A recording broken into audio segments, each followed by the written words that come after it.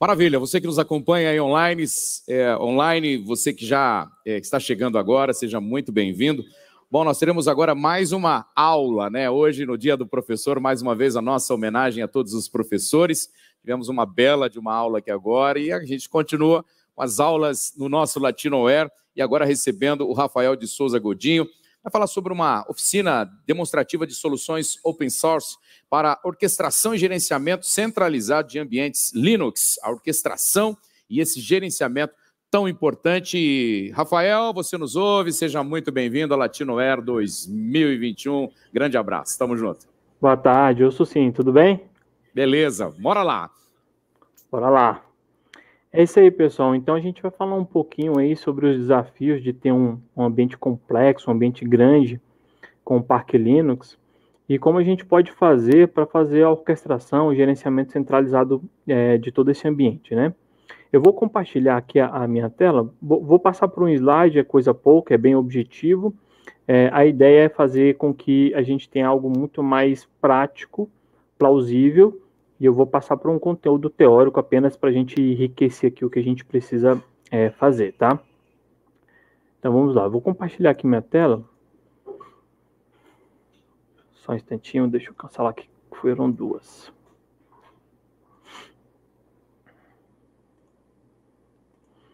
Então vamos lá, deve estar aparecendo para vocês aí.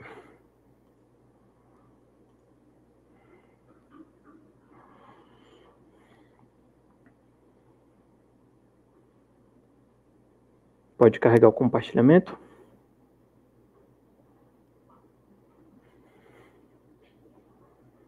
Ok.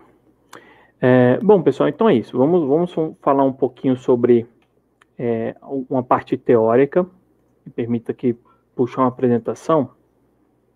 Se não me falha a memória, aqui está me parecendo que eu estou com duas telas, não vai ficar tão bom. Deixa eu tentar mudar isso aqui mais uma vez. Só um instantinho, por favor.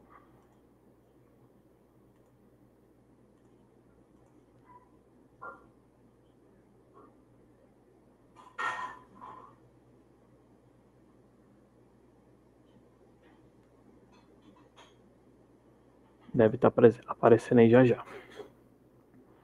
Bom, então a gente vai passar por alguns pontos aí bem rápidos de uma parte conceitual, que é qual é o desafio, qual a missão quando se tem um parque Linux complexo, grande, né, no que diz respeito ao gerenciamento desse ambiente, né.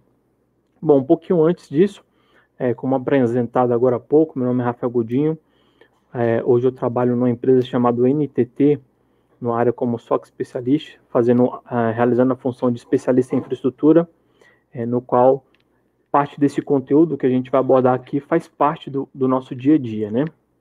A NTT, ela é uma empresa japonesa que está com atuação mundial. Aqui no Brasil, nós estamos trabalhando com várias frentes. Eu, especificamente, trabalho muito na parte de Linux, parte de infraestrutura. A NTT, ela tem uma história, um legado muito grande na parte de backbone de internet, no qual mais de 40% do tráfego de internet passa pelo backbone da NTT. Tá? Então, isso aqui é um pouquinho da empresa, tá? Vamos falar um pouquinho sobre a infraestrutura. Vamos iniciar entendendo um pouquinho a evolução da infraestrutura, né? A infraestrutura, ela logo no começo, a gente tinha uma máquina física para cada serviço.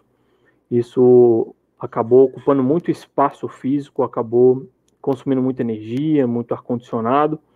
Logo depois a gente veio com tecnologia de virtualização, no qual numa única máquina física nós temos 10, 20, 30, 100 máquinas virtuais, otimizando então o espaço físico, porém aumentando a quantidade de servidores. E aí nesse momento a gente deixou de ter um servidor para vários serviços, né? E aí eu passei a ter um servidor virtual para cada serviço, ficou um pouquinho melhor de fazer a gestão, mas isso aumentou o número de máquinas disponíveis no nosso parque, né? Aí depois veio todo o conceito de nuvem, no qual você hospeda em várias tecnologias, né? Fica bem abstrata a parte de infraestrutura, várias máquinas virtuais e serviços. Essas nuvens, elas podem ser privadas, podem ser públicas, ou tem um modelo híbrido, em que você tem parte do seu ambiente numa nuvem pública, parte do seu ambiente numa nuvem privada.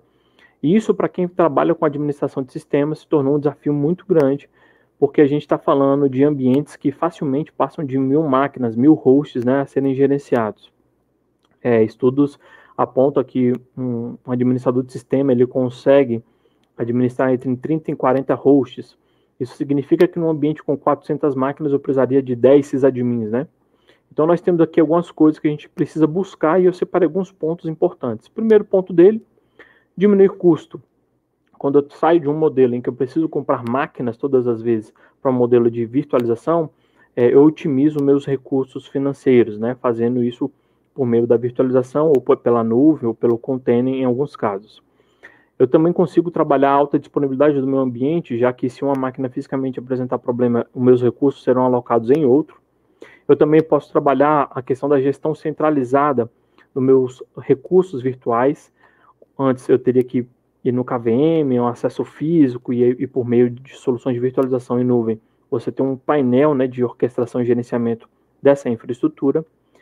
Você diminui o risco consideravelmente de indisponibilidade, de problemas físicos, aquela coisa de, poxa, desliguei o servidor errado, puxei o cabo errado, e aí o host ficou indisponível, nós teríamos outros hosts balanceando essa carga, né? E tudo isso por meio de um software capaz de fazer o gerenciamento da sua infraestrutura virtual, o monitoramento dela, a parte de backup e, em alguns casos, a automação. Bom, o que nós vamos fazer aqui? Nós vamos falar um pouco sobre um pedaço de vários desafios da infraestrutura, que é gerenciar o ambiente Linux a nível de sistema operacional.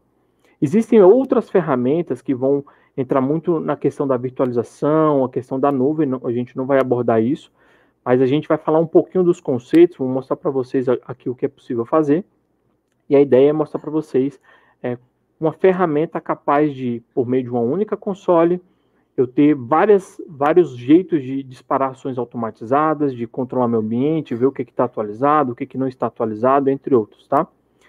Então, seguindo aqui, qual é o desafio, então, por nós que administramos o Linux num ambiente em produção? Primeira coisa, nós estamos falando de diversas distribuições Linux possíveis. E por mais que a gente conheça grande parte dessas distribuições, a gente sabe que o caminho dos arquivos de configuração de serviços mudam de uma distribuição para o outro, né? Podem mudar. A gente sabe também que o gerenciador de pacote, às vezes o nome do pacote de uma distribuição Linux para outra pode mudar. E aí, por meio dessas ferramentas de orquestração, a gente consegue facilitar o gerenciamento de tudo isso, né? Outro desafio é você ter um sistema operacional muito customizável. Isso significa que aquele que instalou o servidor, ele pode fazer de um jeito diferente do seu, que é diferente de uma outra pessoa que trabalha com você. E quando não há um padrão, no momento de incidente, no momento decisivo, você pode levar mais tempo do que o necessário para encontrar o que aconteceu, e enquanto isso, o seu ambiente pode não estar funcionando como deveria, né? Então, esse é um desafio nosso. A gente tem um sistema muito customizável, é uma vantagem, porém, se a gente não conseguir trabalhar uma forma de ter algum tipo de padrão, algum nível mínimo ali para que todos aqueles que estão envolvidos façam as coisas, isso acaba dificultando. Uma outra coisa que a gente encontra bastante também é a quantidade de servidores. Você chega num ambiente em que tem solução de virtualização de nuvem, a quantidade de máquinas Linux é muito, muito grande. E aí você tem muitas das vezes na equipe 2, 3, 4, 5 pessoas para administrar tudo isso, né? Então é um desafio muito grande eu conseguir olhar para um parque com 2.000, 3.000 máquinas, sem ter uma ferramenta capaz de nos auxiliar, nos apoiar na gestão disso tudo. Nós também recebemos atualizações constantes. Então, como é que eu vou pegar um ambiente com muitos hosts e criar um projeto, uma estrutura capaz de atualizar, manter os patches atualizados, a questão de correção de bugs, falha de segurança. Então, se eu não tiver uma ferramenta de orquestração, eu teria que fazer isso máquina por máquina, isso demandaria muito tempo, e quando eu terminasse, provavelmente eu teria que voltar e fazer tudo de novo, né? Então, são esses os principais desafios, e é em cima desses principais desafios que nós vamos ver algumas formas de melhorar a gestão desse ambiente, ok? Bom, então, o que nós vamos fazer aqui, né? Passamos por todo esse conceito, e o objetivo é fazer uma pequena oficina mostrando uma ferramenta capaz de auxiliar nesse trabalho de orquestração. Essa ferramenta ela é uma ferramenta open source, é uma ferramenta que você instala sem ter um custo, né, de licenciamento ou subscrição, e ela é capaz de se conectar às principais distribuições Linux, baseadas em Debian, baseadas em Red Hat, e por meio dessa ferramenta nós vamos trabalhar alguns conceitos. O primeiro deles, o provisionamento. O que é provisionar? É criar, por meio desta ferramenta, um processo que permita a instalação de um sistema operacional nessa máquina remota. Então, nesse provisionamento, nessa instalação por meio dessa ferramenta, todo o processo ele pode acontecer de 3 formas, especificamente. Primeira forma é o que a gente chama de bare metal, que é um método sem muita integração, no qual você pega o endereço da placa de rede, cadastra na ferramenta, informa qual é o sistema operacional que você quer instalar, vai no servidor, liga ele via rede, dá no boot PXE. Esse boot PXE, se for uma máquina física, você vai lá na BIOS e configura para que isso aconteça. Se for uma máquina virtual, lá na sequência do boot, você coloca como um boot via rede como o primeiro, e aí a máquina espera por esse endereço de placa de rede, o endereço MAC, e quando encontra aquele endereço que você cadastrou, ela está preparada para fazer a instalação remota. Como é que isso acontece? Ele vai entregar via DHCP algumas informações de provisionamento, como IP, máscara, gateway, DNS, endereço de um TFTP, que é um servidor que vai guardar as imagens necessárias para esse processo. Ele vai subir um sistema operacional temporário via rede, e por meio desse sistema temporário ele consulta a ferramenta e faz todo o processo de particionamento de disco, criação de usuário, instalação de pacote. Esse é o método bare metal. Apesar do nome ser bare metal, ter esse conceito de ser máquina física, nós usamos esse método todas as vezes em que eu não tenho uma solução de virtualização nuvem compatível para fazer o processo completamente automatizado. Então, no bare metal, eu preciso do endereço da placa de rede. Existem outras 2 formas. Existe uma forma no qual a gente faz a integração com a solução de virtualização, podendo ser VMware, KVM por meio da libvist, ou o Red Hat Enterprise Virtualization, que é o RHEV, né, que também usa o KVM e uma gerência, no qual essa ferramenta ela é capaz de criar a máquina virtual dentro do virtualizador, pegar o endereço de rede que foi gerado por meio dessa ferramenta e cadastrar essa máquina no processo de provisionamento. Então, no bare metal, nós vamos fazer na mão, eu vou mostrar aqui para vocês, e quando a gente usa virtualização, ele faz isso automático, ele até cria a máquina para nós. Isso também acontece em nuvens. Se você estiver usando a nuvem com OpenStack, ou Amazon EC2, ou com o Google, ele também é capaz, você põe suas credenciais, ele vai logar nessa plataforma e vai criar também o recurso computacional lá e iniciar o processo de provisionamento. Esse é um primeiro passo. Logo depois a gente vai falar um pouquinho sobre a parte de gestão de pacote, no qual eu posso decidir o que o meu ambiente vai enxergar, controlando então o ciclo de vida do meu ambiente de desenvolvimento, meu ambiente de homologação, meu ambiente de produção. Nesse momento a gente vai gastar um pouquinho de tempo mostrando problemas que a gente pode encontrar, por exemplo, quando instala um pacote, tem problema de dependência, como é que eu trato isso, como é que eu entrego um repositório novo, para que uma máquina que já está registrada enxergue esse pacote e você não precise liberar acesso à internet para aquela máquina buscar de um repositório que talvez você não controle. A gente também vai falar sobre a parte de orquestração e gestão de configuração. Aqui eu vou mostrar para vocês como criar compliance no seu ambiente, no qual a ferramenta vai olhar para o ambiente e verificar se as diretrizes determinadas na ferramenta estão sendo cumpridas, senão ela vai lá e faz o que for necessário para estabelecer esse padrão. E também vamos falar sobre a parte de automação, no qual eu consigo criar ações em massa, disparar ações em larga escala, ok? Então, primeiramente, deixa eu novamente mudar aqui o compartilhamento de tela. Primeiramente, a gente vai conhecer um pouquinho dessa ferramenta.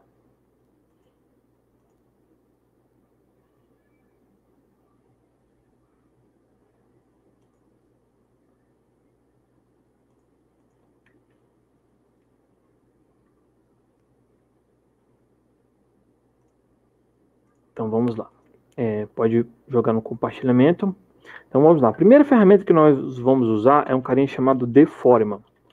Você joga assim no Google mesmo, vai ser o primeiro link. Esse é o projeto que nós vamos...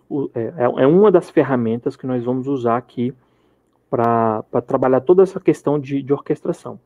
Então, o Fórum ele é um projeto open source que ele reúne uma série de outras ferramentas por meio do Fórum, ficam integradas, né, e gerenciadas, que vão nos permitir registrar a máquina, fazer o controle de instalação de pacote, controle de instalação de erratas, né, de patches de segurança. Por meio dele a gente vai fazer a automação, o provisionamento. Então, caso você queira subir um laboratório, jogue no Google theforma.org. Aqui você tem alguns exemplos do que ele pode fazer, tá? Se você der aqui um Get Started, ele vai te mostrar como fazer o processo de instalação. Então você vai selecionar aqui, ó, quero instalar, qual o sistema operacional que você vai usar? Ó, vou usar o CentOS 8 Stream. E ele vai te dando as linhas de como fazer essa instalação, tá? Eu não vou fazer esse procedimento aqui ao vivo, porque demora bastante, então eu já deixei o ambiente instalado e vou apresentar para vocês ele já instalado, né? A gente vai ganhar tempo com isso. Mas aqui tem uns passos. Esse procedimento de instalação, ele permite algumas customizações. Então, antes de executar a instalação propriamente dita, verifica quais são os parâmetros de execução, porque de acordo com o parâmetro de execução, ele habilita uma nova funcionalidade dentro da plataforma, tá? Então, é muito importante você analisar isso. Então, o Fórum vai ser o carinha que nós vamos usar para fazer todo esse trabalho. Bom, como é que o Fórum vai fazer? Eu já criei aqui numa máquina virtual, no meu próprio notebook, a instalação do Fórum. Então, aqui é a tela inicial da aplicação instalada, ok? Então, eu passo pelo primeiro passo de instalação, tenho aqui a minha ferramenta instalada. Todo o processo de registro de máquina, de host, ele existe para que você disponibilize pacote e analise a saúde do seu ambiente. Então, para que você consiga disponibilizar alguma informação, algum pacote dentro do seu ambiente, você tem que sincronizar ele com um repositório que tem essas informações. Então, aqui você vem na parte de conteúdo, produtos. Eu sincronizei apenas 2 repositórios a título de exemplo e vou criar aqui ao vivo um outro sincronismo para vocês verem na prática como isso acontece. Então, eu criei aqui um produto chamado CentOS Stream. E nesse CentOS Stream nós criamos 2 repositórios, o BaseOS e o WebStream, que são utilizados como os principais canais de softwares para o CentOS na versão 8. Então nele nós temos os pacotes. Vamos consultar quais são os pacotes que cada um tem. Então se eu vim aqui em BaseOS, ele vai me dar uma informação geral sobre esse repositório que nós fizemos a instalação e o sincronismo. E aqui, ó, em frente a Packages, ele vai te mostrar quantos pacotes ele tem nesse repositório. Ao clicar nesse pacote, nesse número, ele te mostra todos os pacotes que ele sincronizou, ok? Vou voltar um pouquinho à página. De onde vieram esses pacotes? Os pacotes vieram desse endereço aqui, ó. Essa aqui é a URL de um diretório em que tem os pacotes a serem sincronizados. Eu posso sincronizar via HTTP ou HTTPS. Dependendo do repositório, caso você queira, você também pode importar chaves GPG para assinar os pacotes, né, e verificar esse sincronismo. Para facilitar, eu só fiz ele direto, não tomei esse cuidado. Em ambiente de produção, façam isso, tá? Bom, quero saber onde buscar esses repositórios.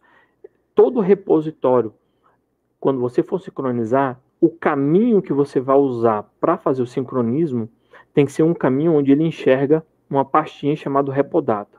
Por que isso? É por meio desse Repodata que ele encontra esses arquivos de índice, e esses arquivos de índice vão mostrar quais são os pacotes que aquele repositório tem, por meio desses índices que a gente faz em um search ou em um info. Então é por meio desse carinha aqui. Então sempre vai pegar uma URL onde você acha o Repodata. Não é sempre essa mesma carinha. Cada repositório pode funcionar diferente. Vamos pegar um exemplo aqui, ó. Zabbix em um repo. Vou pegar um repositório do Zabbix, que é uma ferramenta de monitoramento. Então aqui eu encontro o site do Zabbix, repositório na pastinha Zabbix, escolho a minha versão, vamos por exemplo usar 5.5. Qual a distribuição que a gente tem? No meu caso aqui eu vou usar a distribuição baseada em RHEL, Red Hat Enterprise Linux, que eu estou usando o CentOS. Aqui eu estou usando a última versão, versão 8. Aí você tem a arquitetura do sistema operacional, no nosso caso aqui x86. Reparem que aqui ó, eu tenho uma Ripodata, o diretóriozinho, e as pastas já estão direto. No do CentOS Stream, eu tenho um Ripodata, e aqui dentro de packages é que ele coloca os pacotes. Então, cada repositório tem um jeito diferente de organizar. O que você vai buscar? Um local onde você encontra a pastinha Repodata. Então, vamos pegar esse exemplo. Ó. Eu não tenho aqui, dentro do CentOS Stream, o repositório dos Zabbix. Então, eu vou criar um repositório e sincronizar os pacotes que estão no repositório dos Zabbix. Eu vou selecionar o meu endereço até a pastinha Ripodata. Aqui em repositórios, vou criar um novo repositório, Zabbix 5.5. Esse repositório é do tipo IAM. Colo o endereço da URL de sincronismo. Você pode verificar ou não SSL. Se você verificar e o certificado for autoassinado ou expirar, vai dar erro. Então, é sempre bom você checar antes se vale a pena ou não verificar isso. Mirror Sync é para você sincronizar, inclusive, os pacotes que foram removidos. Então, você baixa no primeiro momento. Se você for sincronizar de novo e outros pacotes aparecerem, ele vai remover aquilo que foi removido e adicionar os novos. Se você desmarcar, ele só vai ficar baixando e o seu disco só vai ficar enchendo, né? Então, deixa marcado aqui e vou publicar via HTTP esse repositório. Por hora, eu só criei uma estrutura para enxergar esse repositório. Perceba que não tem nenhum pacote sincronizado. Então, para sincronizar, eu seleciono aqui, venho aqui do ladinho, tem o botão Sync Now, ou então eu posso abrir o repositório, e aqui em Select Action, eu posso vir aqui, ó, Sync Now. Quando eu fizer isso, ele vai criar uma tarefa, e essa tarefa vai ser uma tarefa de sincronização, no qual ele vai olhar para esse repositório no endereço cadastrado, vai baixar dentro da Ripodata todos os arquivos de índice e depois vai sincronizar os pacotes. Beleza? Esse procedimento ele demora um pouco, então a gente vai seguindo e depois a gente volta para verificar. Só para vocês perceberem, ó, por enquanto 0 pacotes. Quando ele terminar o sincronismo, a gente vai ver quantos pacotes ele baixou.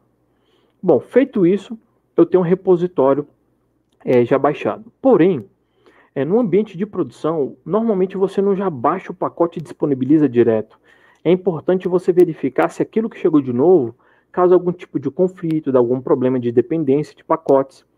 Então, dentro dessa ferramenta, você pode criar um ciclo de vida, colocando os pacotes primeiro em desenvolvimento, depois em homologação e depois em produção, garantindo que quando chegar em produção, você fez toda a análise e fez toda a homologação necessária para que o seu ambiente de produção não tenha problema. Para fazer isso, a gente vem aqui novamente em Content, Lifecycle Environment, e você vai criar a trilha do lifecycle dele. Como é que eu criei? Eu criei assim, ó, primeiro eu tenho dev, depois HOM, semelhante à homologação, né? E PRD de produção. Então, nesse exemplo, para esse laboratório que nós estamos fazendo, eu tenho 3 ambientes: desenvolvimento, homologação e produção. Qual a ideia? Chegou alguma coisa nova, entrego para desenvolvimento, faço aquilo que eu preciso fazer, terminei, coloco essa nova versão em homologação, vai ter uma equipe de teste, geralmente, os donos, né, do serviço vão ter um ambiente de homologação para validar isso, e pós isso, geralmente você cria uma mudança, né, um RDM, para você fazer a publicação disso em produção. Então, para esse exemplo nosso aqui, eu criei desenvolvimento, homologação e produção. Como é que o Foreman vai conseguir controlar a disponibilização desses pacotes? Ele baixa os pacotes em um repositório temporário, uma biblioteca temporária, e aí ele vai criar visões de conteúdo, ele chama isso de Content View, que é como se fosse um versionamento, em que eu congelo em um determinado momento os repositórios, os pacotes do repositório que eu tenho, e em cima daquele congelamento eu crio uma versão específica. E para fazer essa versão específica, eu venho aqui ó, em Content, Content Views, e aí eu crio um Content View que vai pegar esses repositórios que eu tenho e vai congelar um determinado tempo, linha do tempo. Então, ó, eu quero os pacotes, eu vou sincronizar todos os dias novos pacotes, mas uma vez por semana eu jogo isso para desenvolvimento, de 15 em 15 dias eu jogo para, por exemplo, homologação, E depois a homologação, uma vez por mês, eu jogo isso em produção. Apenas um exemplo, né? Então aqui, ó, eu criei um Content View chamado Base. Nesse Content View eu tenho uma versão 1, no qual nessa versão 1 eu tenho 16.704 pacotes.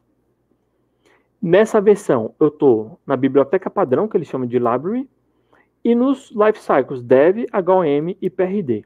Então o que a gente vai fazer? Eu vou mostrar para vocês como criar uma nova versão e comparar os pacotes disponibilizados em cada uma dessas versões. Nessa versão 1.0, deixa eu abrir aqui para vocês verem, quais são os repositórios que eu tenho nessa versão 1.0? O AppStream e o BaseOS. Eu acabei de colocar o sincronismo do repositório dos ABICs. Então, qual é a ideia? Eu vou olhar para essa versão 1.1, tendo apenas o AppStream e o BaseOS. E vou colocar isso em uma máquina e vamos listar os pacotes lá. E aí eu vou criar uma nova versão e entregar para uma outra máquina. E aí vocês vão ver que as máquinas vão enxergar versões diferentes e, consequentemente, pacotes diferentes. Caso você queira consultar em qual repositório tem um determinado pacote, você pode vir aqui, ó, RPM Packages, colocar um nome específico, por exemplo, HTTPD, que é o nome do servidor web, então aqui, ó, HTTPD, e aí ele vai te mostrando se tem ou não esse pacote aqui dentro do repositório. Rafael, eu quero ver de um repositório específico, lembre-se que eu tenho 2, então você pode pesquisar aqui, ó, tem HTTPD no BaseOS? Não tem. No AppStream?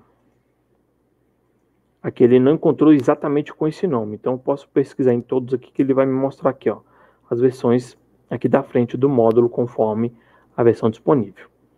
Bom, isso aqui é o Content View, é aquele carinha que vai versionar o meu repositório.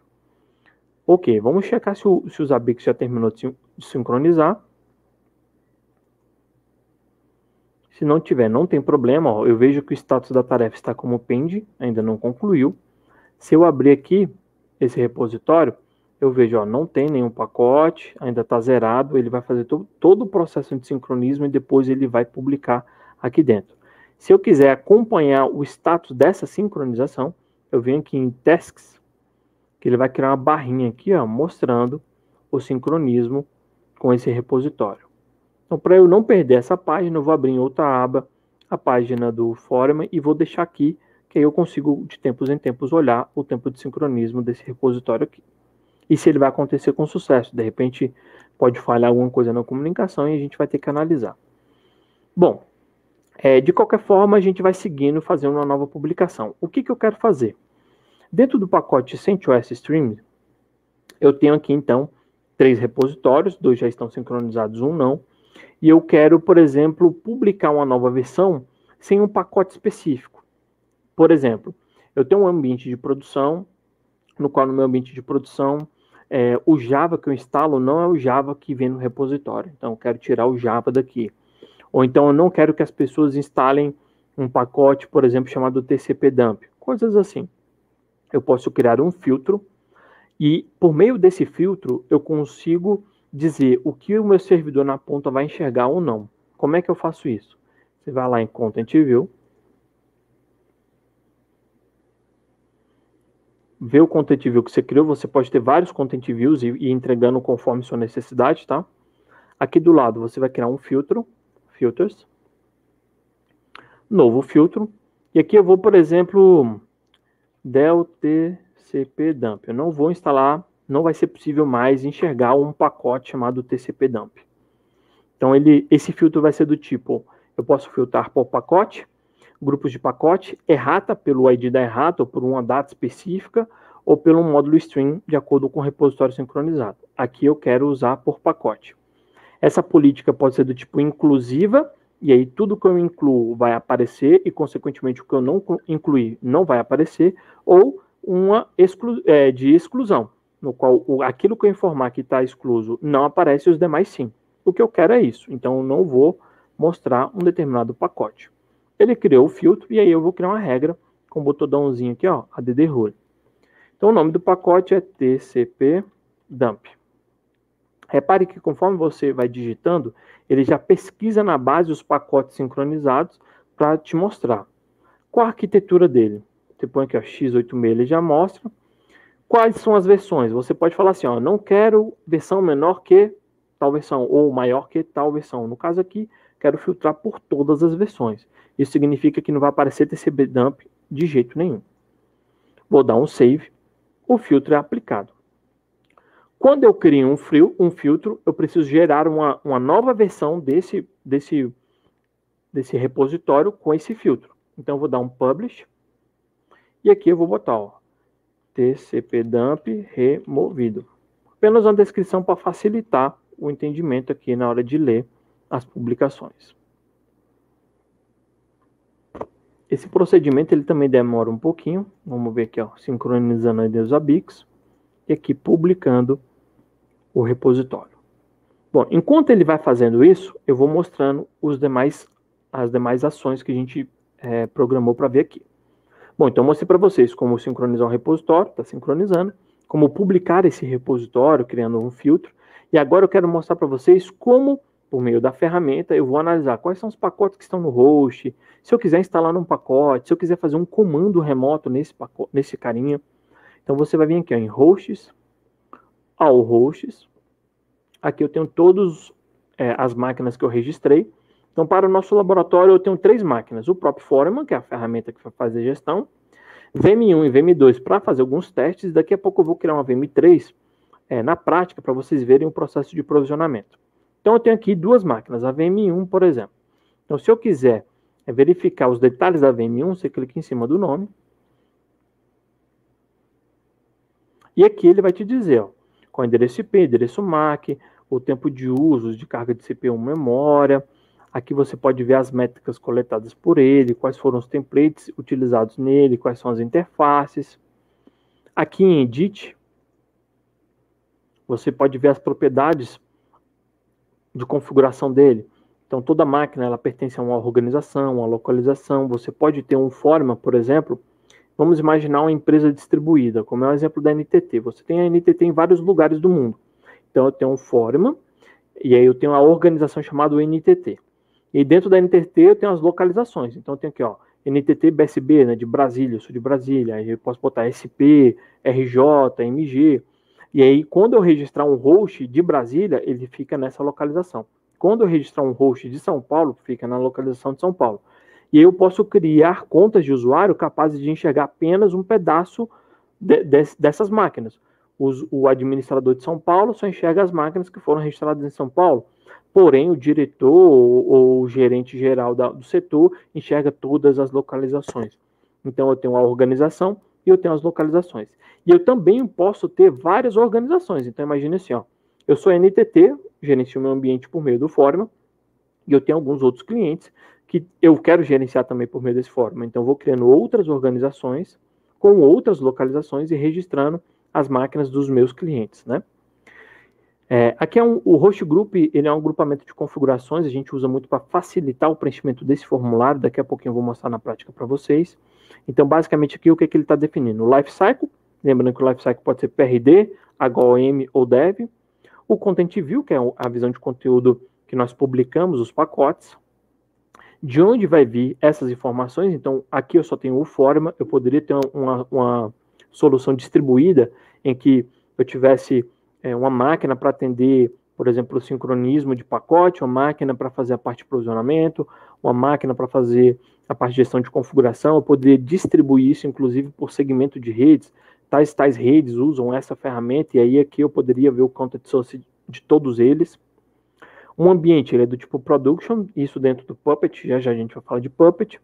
Que é o servidor Puppet, então ele chama de Puppet Proxy, Puppet CA, que é a ferramenta que assina a chave autenticada do Puppet, a gente vai chegar lá daqui a pouco. Se você estiver usando alguma playbook, alguma role de Ansible, você pode colocar aqui e já aplicar essa playbook, lembrando que o Ansible é uma ferramenta ele também é utilizado como gestão de configuração e ações em massa, né? Então eu quero instalar um pacote, configurar um serviço em massa, você pode usar o Ansible para isso, né? Aqui informações do sistema operacional, então versão da arquitetura, versão do sistema operacional, quais foram os arquivos utilizados para o provisionamento, as redes que nós temos, no caso aqui eu só tenho uma rede, então ele vai mostrar só uma rede, no ambiente de produção complexo, a gente teria vários segmentos de rede, ele mostraria. Caso você aplique alguma classe Puppet Ele vai mostrar qual a classe Puppet que você aplicou. Vou mostrar daqui a pouquinho que classe é esse aqui, ó, ADM local. É um arquivozinho simples, pequeno, porém bastante intuitivo e vai nos ajudar a entender o que é o Puppet, tá?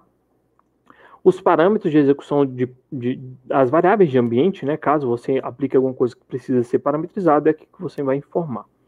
E no caso de um processo de provisionamento, você pode dizer, ó, essa máquina foi provisionada via VMware, via Google, via RHV ou Heavy, né? Então, é assim que ele faz. Essa é uma das informações. Eu também posso ver a parte de conteúdo dele. Então, se eu vier aqui, ó, hosts, content hosts, eu vou ver a parte de pacotes. O que tem nessa máquina? Então, eu vou de novo na VM1. Reparem que ele está todo atualizado, né? Eu fiz o provisionamento agora há pouco, então ele já sobe provisionado com os pacotes atualizados. Aqui eu vejo o lifecycle ao qual ele pertence, eu posso mudar, eu posso pegar essa máquina, jogar para qualquer outro lifecycle e automaticamente tudo aquilo que a galera que está em dev enxerga, ele passa a enxergar e deixa de enxergar aquilo que a galera que está em produção, por exemplo, vê. Aqui em packages, ó, eu posso fazer um processo de instalação de pacote, atualização de pacote, remoção de pacote. Aqui em packages eu posso ver os pacotes que estão instalados nessa máquina. Ó, vamos ver se ele tem TCP dump. Ó, não está instalado o TCP dump no VM1. E aqui eu posso ver as atualizações aplicáveis. E aí ele vai te mostrar aqui, ó, de acordo com as erratas, as atualizações disponíveis, tá? Bom, além disso, aqui nessa última coluninha, um canal de software ele pode ter um ou mais repositórios. No nosso caso aqui são 3. Então aqui você pode habilitar ou desabilitar esse repositório. Por exemplo, se eu não quiser que os ABICs apareçam para essa máquina, eu venho aqui e dou um disable. E aí, ainda que eu sincronize o repositório, ele não vai estar visível. Ou então eu posso vir aqui e botar como default, e o default está como enable, e aí passa a aparecer. Ok? Vamos voltar. Ó, os ABICs ainda está sincronizando. Ele demora um pouco no começo, depois ele entrega bem rápido. Então, vi a parte de visão de pacotes. Quero instalar um novo pacote. Então, para eu instalar um novo pacote, eu venho aqui, ó, Action, instalar um novo pacote, TCP dump, e vou mandar instalar. Aqui eu abri uma máquina e com essa única máquina eu fiz uma ação. Se eu quisesse fazer isso em várias máquinas, eu listaria, né, todos os hosts que eu gostaria de fazer essa ação, selecionaria todos eles e faria isso em massa. E aí essa ação que foi feita em uma máquina, faria em 1000 máquinas, em 500 máquinas, tanto faz. Bom, perceba que o job foi até o final com sucesso. Aqui embaixo ele lista todos os hosts envolvidos nessa ação. No nosso caso aqui apenas o VM1. E se eu clicar em cima do VM1, ele vai me devolver o que seria a saída da tela da máquina referente à ação tomada. Então percebam que ele fez uma instalação, ó, do TCP dump, instalou o pacote com sucesso, ó, complete. Então quando agora eu vier em hosts, content hosts, essa máquina VM1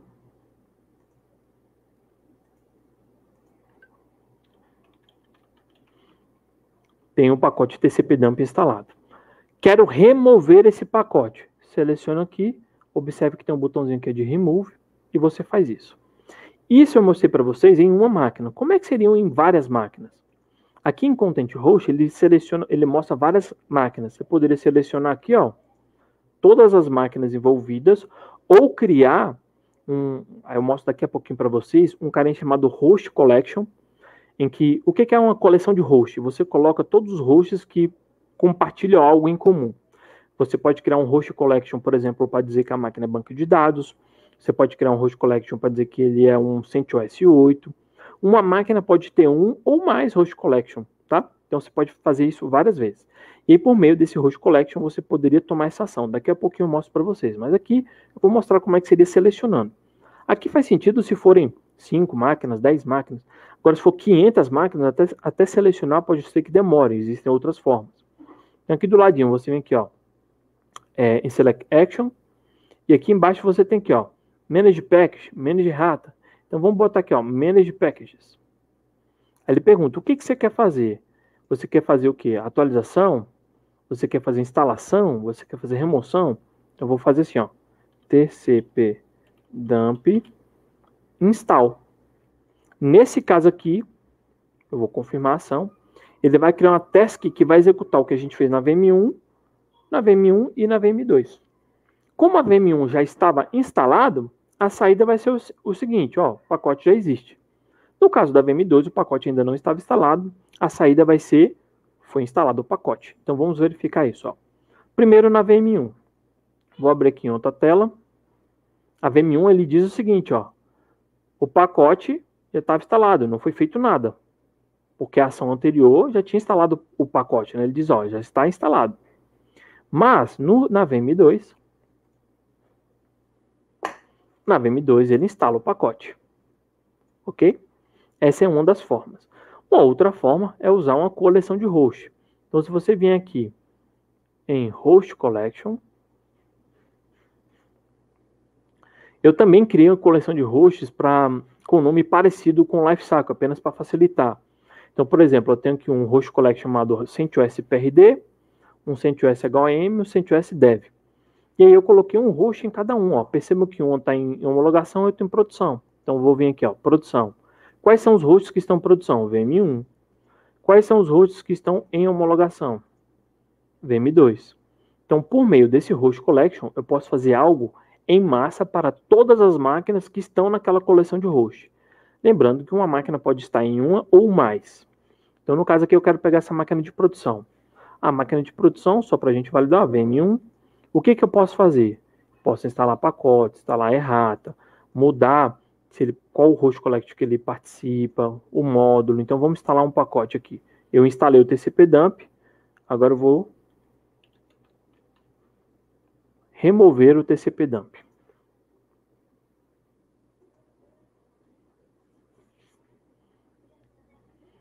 O meu host collection tem apenas uma máquina, mas a ação seria a mesma se tivesse 500 máquinas, tá? E os ABICs ainda publicando. Ó, tarefa concluída com sucesso. Abriu o VM1. Ele me diz que o pacote foi removido. Ok? Bom, isso aqui, apenas para a gente otimizar o nosso tempo, a gente só tem mais 15 minutos. Isso aqui é para mostrar para vocês uma das coisas que é possível fazer. A automação no processo de instalação de pacotes. O que eu posso fazer também?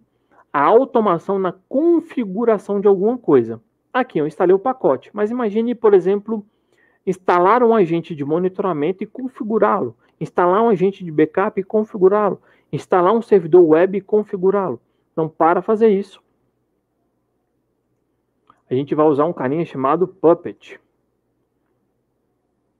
Então, aqui, ó, em Puppet, eu criei uma classezinha chamada ADM local.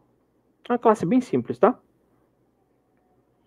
E aí, essa ADM local, ela participa do ambiente de Dev, HOM e PRD. E, portanto, eu posso aplicar ela em algum host. E aí, ele vai fazer o que a classe diz que tem que ser feito. Bom, o que essa classe especificamente faz? Eu vou abrir aqui o SSH. Vou ter que mudar o compartilhamento para vocês verem. Estou cancelando esse e criando outro.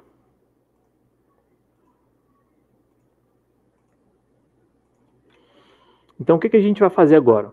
Eu vou mostrar para vocês uma linha muito simples em que eu mostro como é fazer uma classe Puppet. Então, dentro do Foreman, no diretório etc Puppet Labs, tem um carinha, um diretóriozinho chamado Puppet Server. Não, Puppet só, perdão. Puppet, e aqui dentro, Puppet Server. Deixa eu jogar onde é que eu pesquisar onde eu joguei o arquivo. Ah, tá aqui em code, ó. Então aqui eu criei a pastinha ADM local. O que é essa pastinha? O Puppet ele tem uma estrutura bem específica, tá? Esse nome ADM_local é o nome da classe que ele vai importar. Dentro do arquivo, dentro de teste, tem um arquivo chamado init.pp, em que nele você dá um include, e o nome do include é o mesmo nome da classe que você vai chamar. Feito isso, você cria aqui dentro do manifesto um arquivo chamado init.pp, e observem que, olha que classe simples. Eu vou instalar o pacote HTTPD, só isso. Rafael, eu queria criar uma nova instalação. Então vamos colocar aqui o nosso TCP dump, que nem a gente fez no teste agora.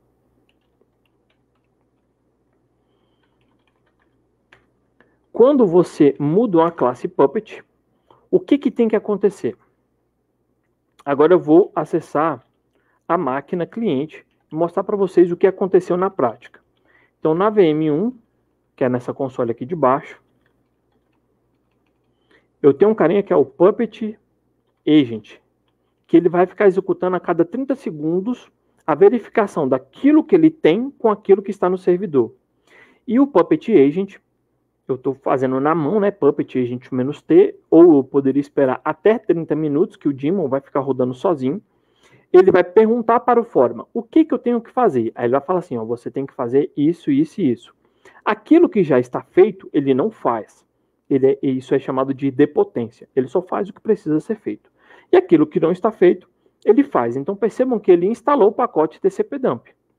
Então rpm-qa, TCP-dump, está instalado. Agora eu vou fazer assim, ó, em um remove, TCP-dump e o HTTPD. O que tem que acontecer? O Puppet vai perceber, não existe mais o HTTPD e não existe mais o TCP-dump e ele tem que reinstalar. Então, quando der um Puppet Agent -t novamente,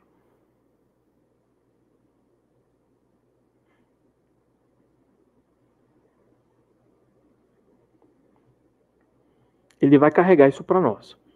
Bom, o que eu posso fazer com isso? Eu posso fazer várias coisas. Você pode, por exemplo, instalar um HTTPD e empurrar um arquivo da aplicação, né, o seu index.php, HTML, ou um diretório que tem todo o contexto da sua aplicação. Aqui é algo bem simples, tá? Caso você queira se aprofundar, depois dá uma olhadinha lá na documentação do Puppet, como instalar pacote, como empurrar arquivo. Aqui a gente está fazendo algo bem simples, tá? Só a título de curiosidade mesmo, vocês verem acontecer. Então veja, ó, que ele instalou o pacote, e se eu der um RPM, ó, o TCP-dump está aqui de novo, e o HTTPD está aqui de novo. Então, o que isso significa? Que o Puppet, ele vai ficar, por meio de uma linguagem declarativa, um arquivo, ele vai ficar olhando para o seu ambiente, garantindo que ele está como deveria estar. Aqui você pode definir qual usuário e senha padrão de root, e aí ao trocar uma vez você troca em todo o ambiente.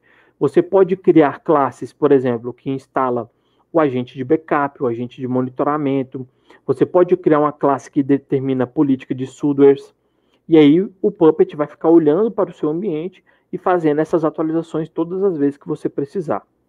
Essa é apenas uma das formas, tá? Uma outra forma seria, aqui a gente está falando de gestão de configuração. Imagine que você precisa fazer algo pontual.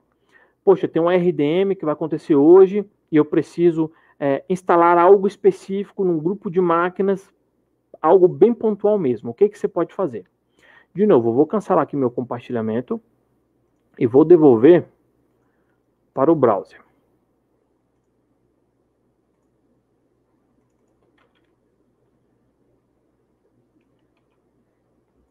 Pronto. Devolvi o compartilhamento. O que a gente vai fazer agora? Eu vou mostrar para vocês como executar ações em massa, ações de comandos remotos no seu ambiente. Então, vamos lá. Gabriel, tá aí? O compartilhamento ainda não subiu. Aí, show. Então, vamos lá. Imagine aqui que eu tenho vários hosts e eu preciso tomar uma ação específica nesse host. Ah, Rafael, eu tenho aqui 30 máquinas que eu vou desligar para uma rotina de backup, um RDM, ou eu preciso mudar algum parâmetro, executar um script, por exemplo, em várias máquinas. Como é que eu faria isso? Você pode selecionar um ou mais hosts, vir aqui em Actions, Schedule Remote Job, E aí você põe a linha que você quiser. Olha o que eu vou fazer. Eu vou fazer assim, ó, echo Rafael barra tmp barra latinoware.txt. Então, esse comando vai escrever meu nome dentro do arquivo de texto. Além disso, ele vai dar um comando IPA. O IPA ele só mostra os endereços de rede. E vai digitar também host name, que é o comando que diz qual é o nome da máquina. Então, percebo que uma instrução, eu estou gerando um conteúdo lá dentro, poderia ser um install, poderia ser um wget que baixa um arquivo de algum lugar porque você está fazendo uma nova build de alguma coisa. E aí, outros comandos. Você pode pegar literalmente um script, botar aqui roteiro, colocar aqui dentro e botar para executar. Você pode fazer isso agora, ou você pode agendar. Ó, quero fazer isso aqui daqui a pouco. Ou você pode criar isso como uma tarefa recorrente. Quer ver uma coisa legal? Muita gente cria scripts, por exemplo, para tirar dump de banco, para fazer cópia e tal. Então, você pode concentrar isso aqui dentro da ferramenta e ele vai ser um run job, uma ferramenta de orquestração de jobs. Seria uma alternativa, algo próximo a um Ctrl+M, por exemplo, um Rundesk. Você cria todos os jobs, diz quem ele tem que fazer, quando que tem que fazer, de tempos em tempos, e ele vai fazer isso por aqui, e não na cron tab da máquina. No caso aqui, eu vou fazer agora, dou um submit.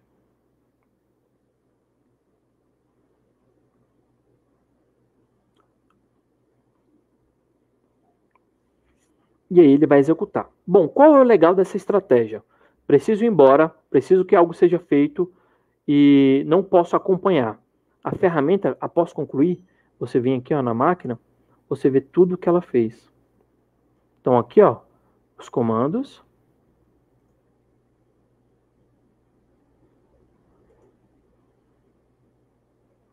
Então você pode auditar o que aconteceu na sua ausência. Para finalizar, pessoal, mais um último tópico, que é o provisionamento. E aí a gente conclui aqui a nossa oficina. Então eu vou vir aqui, ó, host, create host.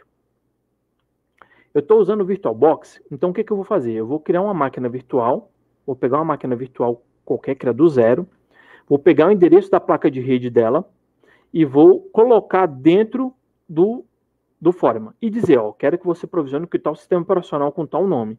E aí ele vai fazer isso tudo automatizado. Então eu tenho aqui uma maquinazinha de teste.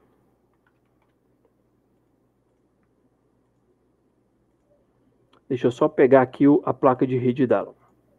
Como é que eu vou provisionar? Vamos lá. Primeiro, onde vai ser provisionado? BSB, host group, vai ser um ambiente de desenvolvimento, homologação ou produção? Vou botar aqui, ó, produção. Veja que quando eu colocar produção, ele vai preencher o restante todinho aqui para mim. Ó. Então, eu vou colocar produção. Ó, ele automatiza o preenchimento desse formulário. Posso aplicar ou não alguma regra de Ansible, já determino qual sistema operacional, qual vai ser a senha da máquina, a senha de root, né, a primeira senha que ele faz. Clique em Resolve, só para ele checar se todas as ferramentas de Quickstart para provisionamento estão ok, se não tem nenhum erro. E agora, na parte de rede, deixa eu pegar um MAC address. Beleza. Na parte de rede, eu venho aqui, ó, Edit e coloco o endereço MAC. Feito isso, digo qual a minha subnet. Aqui eu só tenho uma, então só tenho essa opção. E dou um Submit. Quando eu fizer isso, o que ele vai fazer? Ele vai preparar o DHCP, o TFTP e o DNS para fazer o provisionamento, que é a instalação automatizada desse ambiente. A nível de Foreman está pronto. Agora, o que eu preciso fazer? Eu vou mostrar para vocês o provisionamento acontecendo.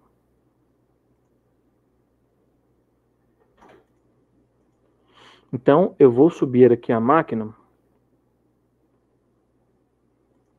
Só mais um instantinho, que ela está dando boot aqui pelo disco. Eu tenho que botar o boot pela rede.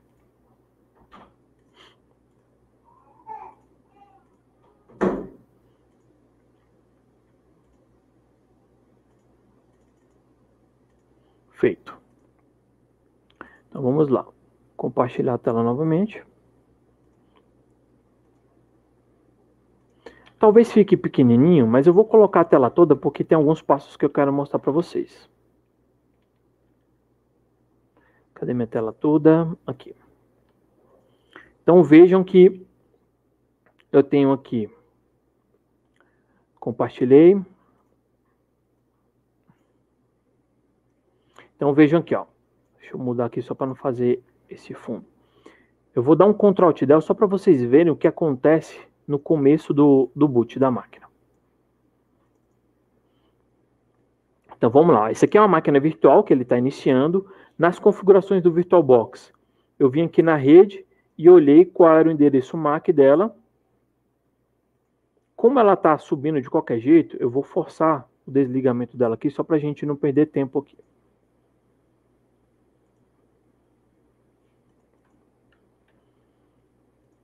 E vou startá-la de novo, só para vocês verem o processo de boot.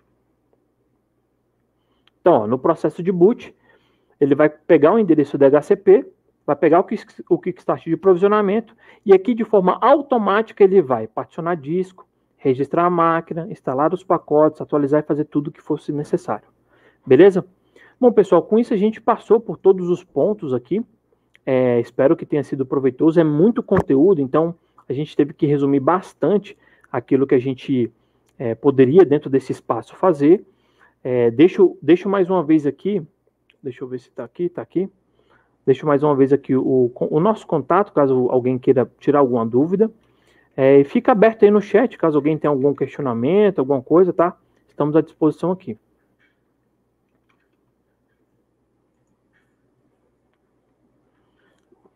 Valeu, André. Ô, Gabriel, joga novamente o compartilhamento aí, por favor. Então é isso, pessoal. Com isso nós concluímos mais essa oficina. Realmente é muita coisa, tive que passar um pouquinho corrido, mas eu acredito que a gente passou por todos os pontos importantes, tá? Agradeço a todos a participação, espero que vocês tenham gostado. Latinoer agradece muito a sua contribuição, a sua participação nessa, na verdade, uma grande aula, né? E também você como um professor, parabéns pelo dia, estamos juntos sempre e obrigado mais uma vez, bom fim de semana e até o ano que vem, se Deus quiser, aqui na nossa Latinoer, aí presencial, beleza? Um abraço. Combinado. Grande. Um abraço, tchau, tchau. Maravilha, gente. A gente continua aqui, vamos lá para mais alguns vídeos aqui do nosso PTI, também da Itaipu Binacional, e na sequência nós temos aí a participação, mais uma palestra online com a Jennifer Patrocínio, falando sobre segurança em dispositivos móveis. Vamos lá.